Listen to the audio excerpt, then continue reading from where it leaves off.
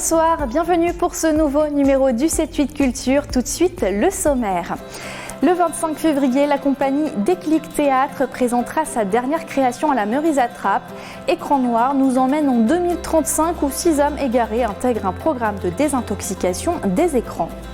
À Guyancourt, la ferme de Bel-et-Bas proposera également une création au public. Pascal Antonini adapte sur scène la pièce d'Eduardo Pavlovsky, Toile d'araignée. L'histoire se déroule en pleine dictature argentine dans les années 70. 5 week-ends de concerts, une quinzaine d'artistes. Le festival Jazz à toute heure revient pour une 22e édition en Vallée de Chevreuse. Une manifestation qui a su évoluer au fil des années. Éteignez vos écrans de smartphone avant qu'il ne soit trop tard. Voici le message que souhaite faire passer la compagnie Déclic Théâtre à travers sa dernière création. La pièce Écran noir sera jouée le 25 février à la Meurice-Attrape. Notre caméra a pu assister à l'une de leurs répétitions. Et si dans quelques années notre monde hyper connecté était totalement dépendant des écrans ? Pour sa nouvelle création Écran noir, la compagnie Déclic Théâtre met en scène une dystopie qui se déroule en 2035. Mais c'est quoi cette blague là ? C'est quoi cette manière de désintoxiquer les gens ? La surconsommation technologique et la raréfaction des ressources énergétiques contraignent la société à changer ses habitudes.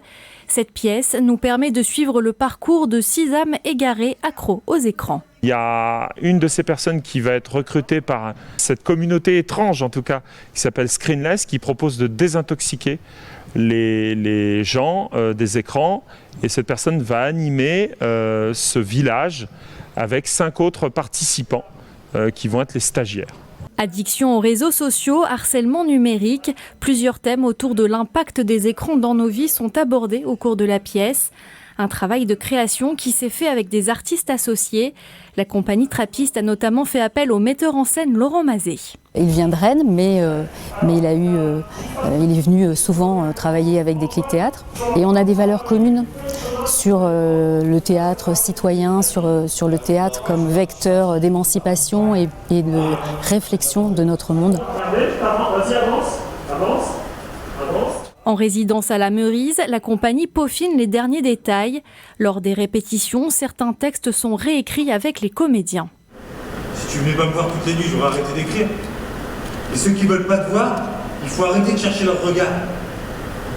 Moi, ça fait longtemps que j'ai arrêté de chercher le regard des autres. L'idée d'un spectacle un peu choral avec 6 personnages et 6 profils différents, on aborde en fait 6 points de vue qu'on pourrait avoir sur le rapport aux écrans. Et l'idée, plutôt que de délivrer un message, c'est justement de poser des questions et qu'à la fin, en fait, ce spectacle-là soit matière à débat. Une satire drôle, noire, acide et d'actualité qui fait réfléchir sur l'omniprésence des écrans dans notre société. Partager une sortie au théâtre avec un voisin qui éprouve des difficultés à se déplacer, c'est le principe de spectateurs solidaires. Le concept sera lancé le 26 février prochain au théâtre du Vésinet à l'occasion du récital d'Alexander Gatchev. Ces binômes intergénérationnels sont composés de volontaires et de seniors. Direction Guyancourt à présent et plus précisément à la ferme de Bel-et-Bas qui accueillera les 25 et 26 février la pièce Toile d'araignée. Il s'agit d'un huis clos familial qui se déroule en Argentine dans les années 70. Une pièce engagée comme vous allez le voir. Interdite lors de sa sortie, la pièce Toile d'araignée met en scène une famille argentine durant les années 70. Écrite en pleine dictature, son auteur Eduardo Pavlovsky est un des porteurs du théâtre politique, un théâtre volontairement provocateur. Cette pièce est une pièce d'engagement, une pièce de résistance, voilà, qui met en scène une famille argentine pris dans une sphère de renfermement sur elle-même, avec comme toile de fond le football qui est très présent là-bas en Argentine. Autre thème abordé, les jeux de hasard qui sont également très présents à cette époque. Cette adaptation qui sera jouée à la ferme de Bel-et-Bas montre notamment comment une famille perd ses valeurs. Mes papiers sont en règle, vous voulez les voir? Une pièce jouée en français et en espagnol. Sur scène, 5 comédiens dont un Argentin. Franco Gabriel joue le rôle d'un policier. C'est un sujet hyper fort pour les Argentins et c'est pas quelque chose qui s'est passé il y a énormément du temps, c'est assez récent dans l'histoire, dans la mémoire du peuple argentin. C'est quand même très intéressant de penser l'auteur, comment il a rédigé la pièce et comment avec son parcours de psychanalyste, dramaturge, sa militance politique a pu construire cette pièce. Toile d'araignée s'adresse à un public averti. Plusieurs tableaux montrent les violences commises pendant cette période. Exemple, cette scène où 2 policiers rentrent dans la maison. Debout, tous contre le mur. On a appelé ça les disparitions de personnes. Le régime avait décidé de faire, non pas d'emprisonner, de fusiller les gens, mais de les faire disparaître. Donc, et 70% des disparitions se faisaient à domicile, c'est-à-dire qu'il y avait des intrusions. On a appelé ça les escadrons de la mort. 2 représentations seront données les 25 et 26 février. La deuxième sera suivie d'un débat avec le groupe local de Saint-Quentin-en-Yvelines d'Amnesty International. À noter dans vos agendas cette conférence organisée par l'association culturelle plaisiroise Lecture et Dialogue. Le jeudi 27 février, le chercheur Jacques Tassin vous invitera à regarder les arbres autrement. Il dédicacera également ses 3 derniers livres sur le sujet. C'est à partir de 20h30 au théâtre Robert Manuel à Plaisir. Je vous le disais en titre, la vallée de Chevreuse va vivre au rythme du jazz pendant 5 semaines. Le festival Jazz à toute heure revient pour une 22e saison à partir du 28 février. Plus de détails avec le directeur de la manifestation, Michel Bocage-Marchand. Au départ, c'est un festival 100% jazz que je crée avec André Ceccarelli, le batteur français qui est l'un des meilleurs batteurs du monde. Donc ça s'appelle Jazz à toute heure, puisque en 1999, on était pur jazz.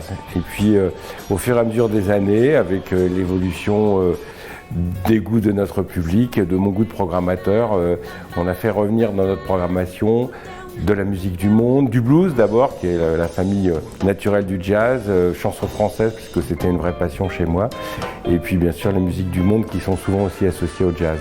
L'idée, c'est vraiment d'amener des artistes qu'on pourrait voir habituellement sur les grandes salles parisiennes à proximité.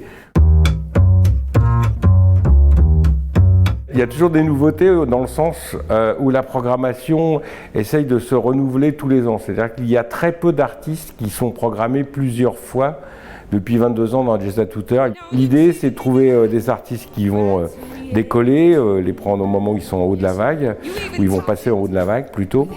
Et puis, bien sûr, quelques références incontournables qui font partie de nos goûts. C'est la première fois qu'on fait du flamenco à ce niveau-là dans Jazz à toute heure, donc ça sera forcément un temps fort. Notre parrain André Ceccarelli invite Laurent Coulondre pour un hommage à Michel Petrucciani. Donc là, on est dans le pur Jazz Masters. On est un festival qui est en tournée. On est sur 8 communes de la vallée de Chevreuse, de l'Essonne jusqu'à l'Yvelines, donc de Gif-sur-Yvette jusqu'à Saint-Arnoux-en-Yvelines, Saint-Rémy-les-Chevreuses qui est le cœur historique du festival.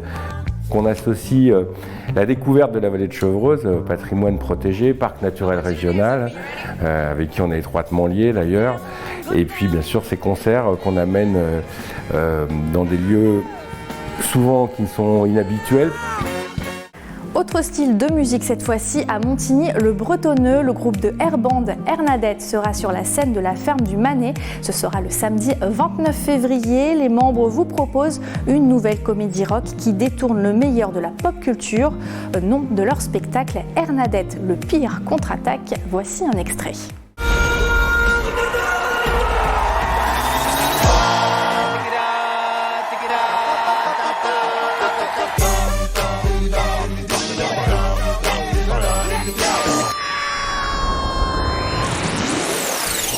Une douche, 2 fois, pour être bien propre. Après, pendant 1 heure, je photocopie du sable et j'achète un hôtel. Je sais faire aussi Annie Cordy. Moi si j'étais un homme. Sors de ce corps, Diane-t-elle! Sors de ce corps! Nous vous en parlions en octobre dernier. L'association manicoise Le Cinoche a lancé depuis le début de cette année des ateliers de court-métrage sur smartphone. Durant la première semaine de vacances, plusieurs sessions ont eu lieu. Les films tournés lors de ces ateliers seront ensuite projetés devant un jury fin avril. Le but est de réaliser un court-métrage à partir de son téléphone d'une dizaine de minutes sur un thème qu'on a choisi avec la ville qui est la paix. Et les jeunes, là, cette semaine, on a travaillé avec des jeunes de Capado, du service jeunesse, et ils ont réalisé 2 courts-métrages en une semaine. On a eu 2 scénarios. On a eu un scénario, c'est une classe de 3e qui est en plein cours d'histoire et qui font vivre un enfer à leur prof. Leur prof fait une crise cardiaque et ils essayent de trouver une solution. On va terminer cette émission avec un anniversaire. Le cinéma Le Grenier à sel à Trappes fête ses 100 ans cette année. Installé dans un bâtiment présent à l'époque médiévale, la salle Art et Essai a franchi les années sans cesser de se renouveler, comme le montre ce reportage de Grégory Canalet et de Patrick Jacques de Dixmude. Il s'est appelé au cours de son existence la Grange de Douer, puis le Normandie, avant de devenir le Grenier à sel à la fin des années 1970. L'activité cinématographique de ce lieu emblématique de Trappes démarre après la Première Guerre mondiale, mais son histoire remonte à bien plus loin. Les prémices de ce bâtiment, le plus vieux de la ville, sont visibles à la fin du Moyen-Âge. Le grenier est alors un dépôt de sel collecté par un impôt, la gabelle. Ce bâtiment il a participé à la gabelle, donc à l'impôt sur le sel. Et la grandeur de cette bâtisse nous laisse entendre que c'était un lieu de stockage mais aussi un lieu de vente. Le site devient ensuite au XVIe siècle une poste aux chevaux, un service de relais pour le transport des voyageurs et leurs bagages. L'histoire du grenier à sel est en fait liée à celle de l'Étoile d'Or, l'auberge attenante. En 1919, le propriétaire du lieu demande à la mairie l'autorisation de créer une activité cinéma fixe, à une époque où les projections sont plutôt itinérantes. Les premières séances ont lieu dès 1920. La grosse activité cinéma démarre officiellement en 1945, à la sortie de la guerre, où le cinéma, où la Grange devient le Normandie, le cinéma Le Normandie. Et le Normandie s'arrête en 1975, puis le bâtiment est repris par la ville. Restauration en 1979 qui laisse apparaître les pierres meulières du bâtiment encore visibles aujourd'hui. Un lieu avant tout d'innovation technologique, le cinéma inaugure en 1964 un écran révolutionnaire, le deuxième du type installé dans le monde, l'Héraclorama. C'était un écran courbe avec des lamelles en métal qui permettaient d'avoir, avec un certain objectif, qui permettait d'avoir une impression de profondeur. Donc on pouvait projeter n'importe quel film du commerce et avoir une impression de profondeur. C'était pas le relief encore, mais c'était déjà une grande avancée technologique. En 2012, le Grenier à sel s'équipe d'un projecteur 4K, l'une des premières salles à se convertir à l'ultra haute définition. Malgré son grand âge, le cinéma de Trappes n'a cessé de se renouveler, un œil toujours tourné vers l'avenir. Voilà, c'est la fin de ce 7-8 Culture. Merci de l'avoir suivi. On se retrouve mardi prochain pour un nouveau numéro.